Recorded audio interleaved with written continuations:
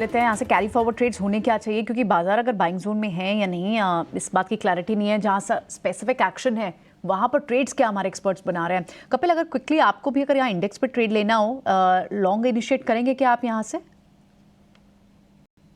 प्रियंका, पिछले 10 दिनों से हम वही देख रहे हैं कि मार्केट काफी कंसोलिडेशन रेंज में ही है। 21,500 से लेवल के हमें उछाल देखने ही मिल ही रहा है। आज का दिन थोड़ा सा गैप अप होकर कंसोलिडेट कर रहा है, लेकिन फिर भी सपोर्ट लेवल तो प्रोटेक्टेड रहे हुए हैं थैंक्स टू द रिलायंस। कल के 1 आवर सेशन पे रिलायंस ने काफी अप मूव दिया था, आज के सेशन में भी रिलायंस ने काफी अच्छा मूव किया हुआ है। तो अंडरलाइन टोन तो मार्केट का पॉजिटिव है ही यहाँ पे। तो अभी भी स्टॉक का एक ऊपर में पोटेंशियल मैं देखता हूँ 1 आवर के लिए, मीन कल के ओपनिंग के लिए। तो 21,680 तक के यानी 30 से 40 पॉइंट ही होंगे, लेकिन उतना उछाल हमें ऊपर में देखने को मिल सकता है। टोन पॉजिटिव है। रहेगा आपका यहाँ से एक कैरी फॉरवर्ड ट्रेड, ठीक है। अक्षय, आपका क्या होगा यहाँ से strategy carry forward? Multi commodity exchange MCX 3165 का रेट है। स्ट्रॉन्ग टेक्निकल सेटअप है, मोमेंटम कैचअप करा है लास्ट हाफ एन आवर में। 3250 का टारगेट बनाइए, 3100 का स्टॉप लॉस बनाइए।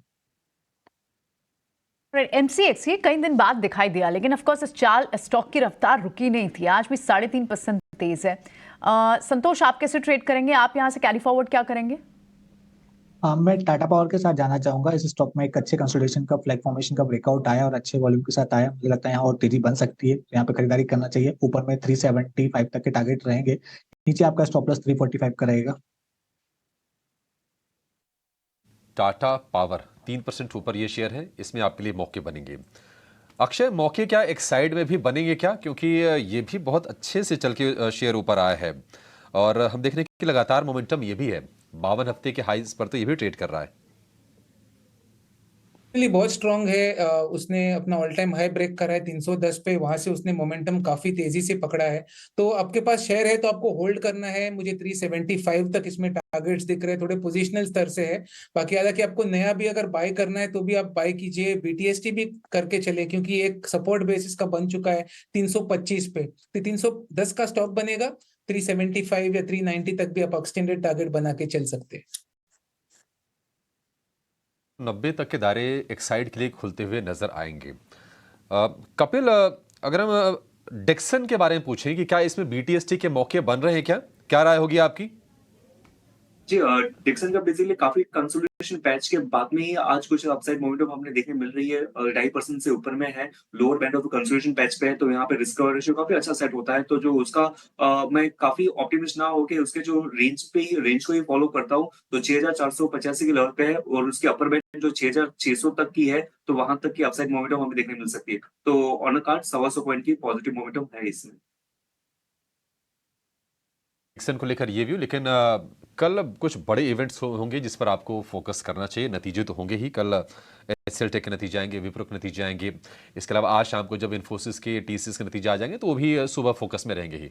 लेकिन और कौन से इवेंट्स होंगे बताने के लिए हमारी सहयोगी स्नेही जुड़ गई हैं। स्नेही, बताइए क्या होगा कल के ट्रिगर? जी बिल्कुल, कल कुछ बहुत ही महत्वपूर्ण क्यूज़ है देखने के लिए ट्रेड में। तो आइए देखते हैं वो क्या है, और शुरुआत करते हैं भारत से। भारत में जो कि इन्फ्लेशन के जो आंकड़े हैं, जो कि CPI के आंकड़े हैं, वो कल रिलीज़ होंगे और उसके साथ इंडस्ट्रियल प्रोडक्शन के भी आंकड़े रिलीज़ होंगे। तो इन पर ध्यान बनाए रखिएगा। कॉर्पोरेट एक्शन में न्यूजन सॉफ्टवेयर, इस स्टॉक पर अपनी नज़र रखेगा, क्योंकि ये स्टॉक कल अपना बोनस इश्यू अनाउंस करने वाला है 1:1 के रेशियो में। ग्लोबल अर्निंग्स की बात करते हैं, कुछ मेजर अमेरिकी बैंक्स जो है वो अपने नंबर्स कल रिलीज़ करेंगे। JP Morgan, bank of America, Wells Fargo, black rock, city group और बहुत सारी कंपनीज कल अपने आंकड़े रिलीज़ करेंगे। और निफ्टी की बात करते हैं, निफ्टी अर्निंग्स में HCL टेक और विप्रो है, और नॉन निफ्टी कंपनीज में Anand Rathi wealth, HDFC life, just dial, Tata Metaliks, Bharat Bijlee और हाईटेक पाइप्स, ये अपने Q3 के आंकड़े कल रिलीज़ करेंगे। लॉक इन पीरियड सेनको गोल्ड के लिए कल ख़त्म हो रहा है। 60% शेयर्स जो है, 60% शेयर्स वो लॉक इन से बाहर आएंगे। और बात करते हैं दूसरे इवेंट्स की। PM मोदी कल 2 इवेंट्स इनॉग्रेट करने वाले हैं। एक जो है मुंबई का ट्रांस हार्बर लिंक, वो कल इनॉग्रेट होगा, और वो कल नासिक में भी होंगे, वहाँ पे नेशनल यूथ फेस्टिवल इनॉग्रेट करने के लिए।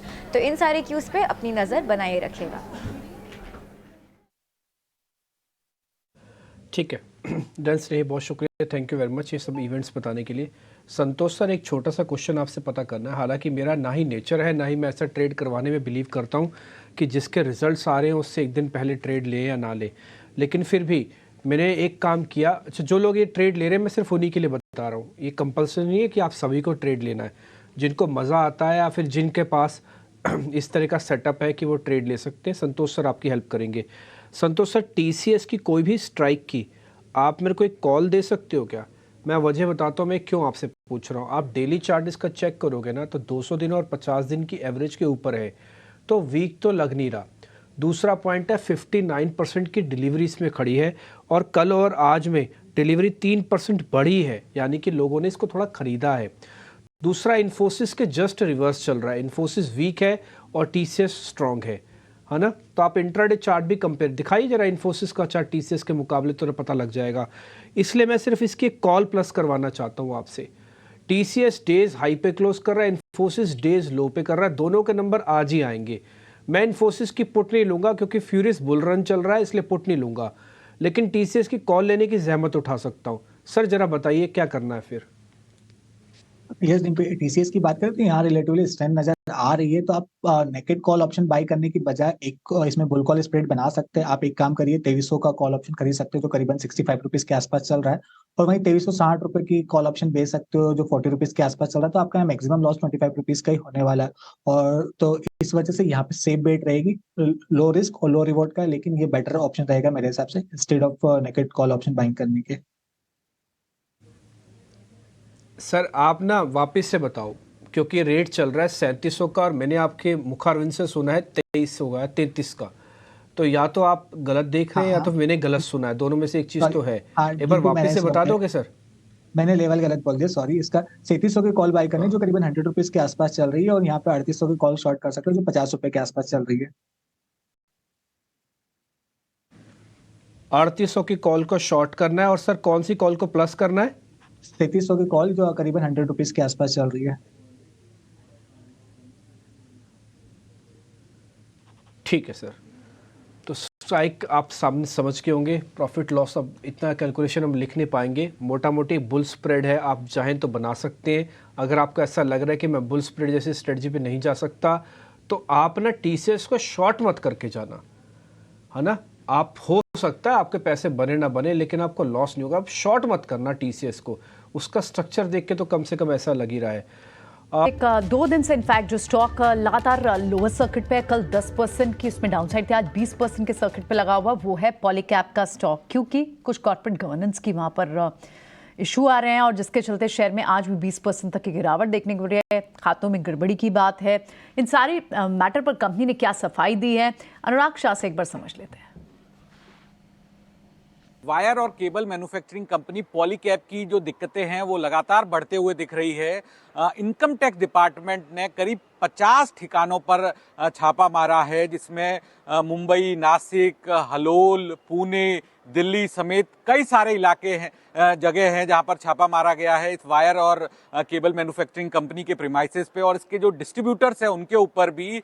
हालांकि इनकम टैक्स डिपार्टमेंट ने अपनी रिलीज में कंपनी का नाम नहीं बताया, लेकिन जो इनकम टैक्स विभाग से जुड़े हुए हमारे सूत्र हैं उनके द्वारा ये कहा गया है कि पॉलीकैब से जुड़ा हुआ ही डेवलपमेंट है, और जहां पर उनको 1000 करोड़ से ज्यादा का जो है अनअकाउंटेड सेल मिला है, किया गया है, जो बुक्स में नहीं बताया गया, लेकिन 1000 करोड़ तक का सेल किया गया है बिना अनअकाउंटेड तरीके से। इसमें से 400 करोड़ रुपए का जो अनअकाउंटेड ट्रांजैक्शन है वो डिस्ट्रीब्यूटर्स के द्वारा किया गया है, केवल रॉ मटेरियल खरीदने के लिए। इसके अलावा इनकम टैक्स डिपार्टमेंट ने यह भी कहा है कि बिना गुड्स की सप्लाई किए भी भुगतान किए गए, ये भी इनकम टैक्स विभाग की जांच में पाया गया है। और ये जो छापेमारी की गई है ये पॉलीकैब से जुड़े हुए जो डिस्ट्रीब्यूटर्स हैं उनके प्रीमाइसेस पे भी की गई है। 50 प्रीमाइसेस पे इनकम टैक्स विभाग के द्वारा छापेमारी की गई है, और कैश भी जो इनकम टैक्स विभाग की सर्च के अंदर कैश बरामद हुआ है, 4 करोड़ से ज्यादा का कैश बरामद किया गया है, और 25 लॉकर्स को भी सीज किया गया है इनकम टैक्स डिपार्टमेंट के द्वारा। तो दिक्कतें लगातार जो है वो पॉलीकैब की बढ़ रही है, जिसमें आयकर विभाग, इनकम टैक्स डिपार्टमेंट ने 1000 करोड़ रुपए के अनअकाउंटेड कैश ट्रांजैक्शन का पाए हैं अपनी जांच के अंदर। ठीक है, शुक्रिया अनुराग इस जानकारी के लिए।